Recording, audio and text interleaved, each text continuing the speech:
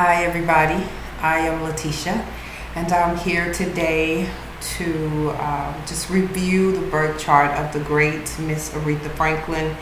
She passed away today and her music has meant so much to me as it has to so many people around the world for many decades, and I had to just look at her chart just to examine how it was that she, a person born in 1942, a black woman, could achieve so much success and be so touching in her voice, and how it is that her music and her work has been able to resonate with so many.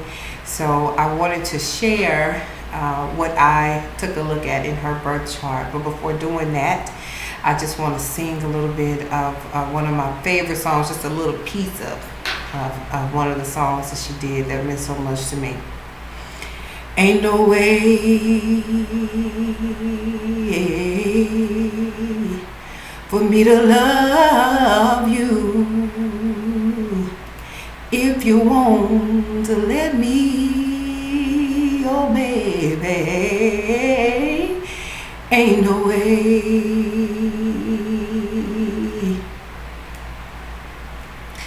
for me to give you all of me if you're tying both of my hands. Oh, it ain't no way, ain't no way. All right, so that's it on that. I love that song. I love so much of her music. And you could feel it deep in your soul. That's why she was the queen of soul. So here I have printed out the birth chart, and this is from astro.com, which is a fantastic site. And this is a chart that's done in the Placida system as opposed to the whole house system. And I'm holding up this chart, and because I'm holding it up, it is reflecting. So on my right side is the ascendant here, and then here is the descendant. So it's showing backwards on the video. I did a little test video to see how it's gonna look, and so it's showing backwards, but this is the ascendant here in Scorpio. Okay. And so if you are a person who's reading a birth chart, the ascendant is going to be on your left side. Okay. So, but here it's showing backwards. So her ascendant is in Scorpio, and this is very key. So the ascendant sign is, it represents the self, okay? It represents the body that has incarnated into this world. So the sign of Scorpio is one that, it's a water sign, and very sensitive, ruled by Mars, synonymous with transformation and pain, okay? Synonymous with the deep and the dark and all things mysterious, synonymous with someone who has a lot of secrets, someone who has experienced a lot of pain, you know, in childhood and throughout life. But the beautiful thing about the Scorpio energy is that you can transcend, you can transform into the eagle. That's the ultimate state. And the eagle represents one who is very wise, one who is able to fly above the minutia of life and be able to teach others and show others love and show them how to reach nirvana in this lifetime, okay? And so we have this first house, this house of self in the body in Scorpio, very key. Then we want to look at, in particular, Mercury. You see Mercury here. Mercury is in Pisces. Mercury is the planet of communication, all right? And so Mercury is how we talk, if we sing, any way we communicate, how we write, and so forth. And she has it in the sign of Pisces. So, and she has it here in the 4th house. I'm gonna turn this around because I need to look at the numbers and they're too small. Yes, in the 4th house, and Venus is in the 3rd. And then she has, so we can see here that she has Mercury here in the 4th house of home and family and the mother, okay? And there is here, there is a trine here to the moon in Cancer, okay? So the moon in Cancer is here in the 9th house, okay? The 9th house is about teaching. The 9th house is about lessons. It's about long distance travel. And so we know here that her mother was the one who taught her to sing and play the piano. The moon represents the mother, okay, in the birth chart. So her mother taught her to sing. This is common knowledge. Taught her to play the piano, all right, taught her to communicate in this way. The 4th house represents the mother, okay? So we can see this here in Aretha Franklin's birth chart, where her mother was responsible for teaching her to communicate in the way that she communicated the best. Her birthday was March the 25th, 1942. Now, a person born on the 25th is a personality number 7. So one of the things that is well noted about Aretha is that she did not like to talk about her life, just having conversation, but she liked to share her life through her song, through her music, okay? Pisces is a sign of artistic ability, anything having to do with art, music, and beauty. This is what it's all about, okay? So, and sensitivity and being able to tap into the deep emotions. So because she had this Mercury in Pisces and the moon in Cancer, it gave her, and this rising sign in Scorpio. So with all of this deep water in her chart, it gave her an ability to convey her music from deep within her soul. So anybody listening to her could really feel the very depths of what she was singing about. And what she was singing about was the pain of her life, okay? So she wrote many of the songs that she sang. And I was listening to one of her interviews today, and she was talking about the song Think. You better think about what you're trying to do to me. Think. So she wrote that song as she was divorcing her first husband. She went through 2 divorces. And that the first husband was very abusive to her. So she experienced a lot of physical violence from him. And we can see that in the chart as well. So here we have the 7th house here in the Placidus system. In the whole house system, when we look at this, she has these planets in the 8th house. So either way, we have in the 7th house of partnership. The 7th house shows marriage, your marriage relationships. And so with the planets that we see here in her 7th house in this Placidus system chart, we can see that she has Saturn here, she has Uranus, she has Mars, and she has Jupiter here, okay? So off the bat, this lets us know what kind of partner that she has. With Saturn, she has a partner who brought her restriction. With Uranus, she had a partner who brought her a lot of change and ups and downs and instability, and we don't know if we are solid today, and we don't know which way we are going or what is happening. But Saturn is restriction and levels of bondage. Then with Mars being here in the sign of Gemini, and Jupiter sitting here with Mars, this lets you know that there was violence that happened. There was a lot of argumentation that happens. And then Mars is the ruler of her ascendant here in Scorpio. So this lets you know that there was physical violence that happened to her body by her partner. We can see that here.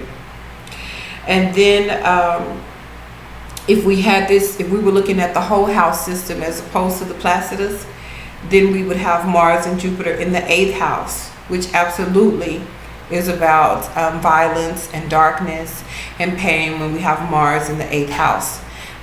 So either way, we can see that there was violence towards her and her partners. Then we have going to her, here we have a square between her Mercury, the planet of communication. We have a square between Jupiter and Mars. So with this square between Jupiter and Mars with Mercury, that lets you know that these were the things that caused her to want to sing, because they are tied to her planet of communication. So we have Mercury tied to Mars, the anger, the frustration that she felt from her partner, from the men that she loved, okay? Also, Mars is the ruler here of her 5th house. The 5th house is her creativity. The 5th house represents creativity. So her creativity, her songwriting is tied to these experiences that she had with her partners. So the partners were the driving factors behind what she was able to create. And we see that here in the 5th house. Her sun is here in the 5th house. Her ego is in the 5th house. In the 5th house, the sun being in the 5th house gives her great creativity. She was able to create amazing music. We know that she was able to perform well. We have the ruler of the 10th house. The 10th house is here. This was her reputation in the world in Leo. This lets you know that this person is a person who's supposed to be out in the public, out having a public stage, having an appearance and entertaining people as their public career or their reputation in the world. So with that Leo being here, and then the ruler in the 5th house lets you know that she was going to have a career where she used her creativity, and her creativity created her reputation in the world. So you see all of the planets, they talk to each other. They talk to each other and they paint a picture about the life of a person, and we can absolutely see this here with her. We have Pluto, which is the planet that rules Scorpio, the second planet that rules Scorpio. Scorpio is ruled by Mars and Pluto, okay? So we have Pluto up here in the 10th house. So this gave her a complete passion and obsession about her career, which is why it lasted so long. It was the driving force of her life. You know, though she had multiple terrible relationships, they were the creativity for her music, for her communication, for her career in the world. And then she had the passion here to be able to keep that career going for multiple decades, because Pluto is about transformation, change, death, and rebirth. And so she was able to go through multiple transformations. Pluto is about obsession and control as well. And so where we see Pluto, we see pain. And where we see Saturn, we see pain. And where we see Mars, we can oftentimes see violence. So with that, she also has going to her Venus. And Venus is all about love. Venus is how we express love, what we feel we deserve in this world. So for her, she has Saturn squaring her Venus, and she also has Uranus squaring her Venus. So for her, love and pain were synonymous, because Saturn is about restriction and hardness and coldness. So at a young age, she did not feel a lot of love. She did not receive a lot of that. So as she grew up, she felt a lack in that area. Okay. And then so she felt a lot of changeability as it relates to love and what she saw. Now, as it relates to her mother, okay, here is the moon. And this line here shows that there was what's called an inconjunction between the moon and Venus. So with her mother, her father and mother separated when she was 6 years old. So here's showing some miscommunication. That shows that break there. And then her mother died when she was 10 years old. Okay. So that left her with a bit of confusion about nurturing and about love and what that was supposed to mean for her in her life. Okay. So we can see that happening here. Then so, she continued on her career. And we have Neptune. We have Neptune in an opposition with the sun. Okay. So here's the sun here. Here's the sun. And then Neptune is here. And so there is an out of sign opposition here, because we have the sun here in Aries. And then we have Neptune in Virgo up here. So all of a sudden there, as we have it, there is an opposition. So an opposition shows, there is a mirror effect when you are looking at someone else. So if it had been an in-sign opposition, meaning that Neptune had been in the sign of Libra, it would have been, just a straight opposition. Then, that lets us know that she, of course, is not seeing herself clearly, but she's not seeing others clearly, and others are not seeing her clearly. But with this out of sign, so we have this Neptune in Virgo up here. So with this Neptune sitting in Virgo, it shows that for other people, she felt that she had to perform a lot of service for them to be able to see her and appreciate her. Okay. But she could not see others clearly, so she would oftentimes, attract others. Okay, others. In her love relationships, she would attract others who were not who they appeared to be. And of course, she would find that out after the fact, after they had been together. And then, of course, it would give her, unfortunately, a lot of pain. But it was that pain that created the beautiful music that we were able to experience. And again, it's all of this water energy that she had, with the moon here in the ninth, and then we have the Scorpio rising, and then the Pisces Mercury here.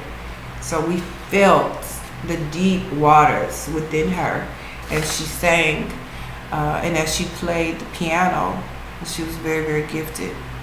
Now in 1967, and that was the year that her career took off. That was when she gained commercial success. She had been behind the scenes for 7 years, trudging along. She had a little bit of success. She had, a few songs that had gone to the top 10. But when she reached her real success was when Jupiter, the planet of expansion and blessings, transited the sign of Leo. In 1966, Jupiter came into the sign of Leo up here in her 10th house of her reputation in the world and her career. And when Jupiter went into her 10th house, she left one company she was signed with, and she moved over to the next company. And when she moved over to the next company, and Jupiter was moving forward and direct, because Jupiter did take a retrograde back into Cancer, But when it went completely forward, that's when she blew up with respect and think and RESPECT. This was the time frame that she was able to come forward with her most successful songs when Jupiter moved into this place. All right. So that's all that I wanted to share about this amazing Aretha Franklin. She was awesome. We love you, Aretha, and we thank you for all that you did and how you blessed us with your gifts, with your life, and rest in power.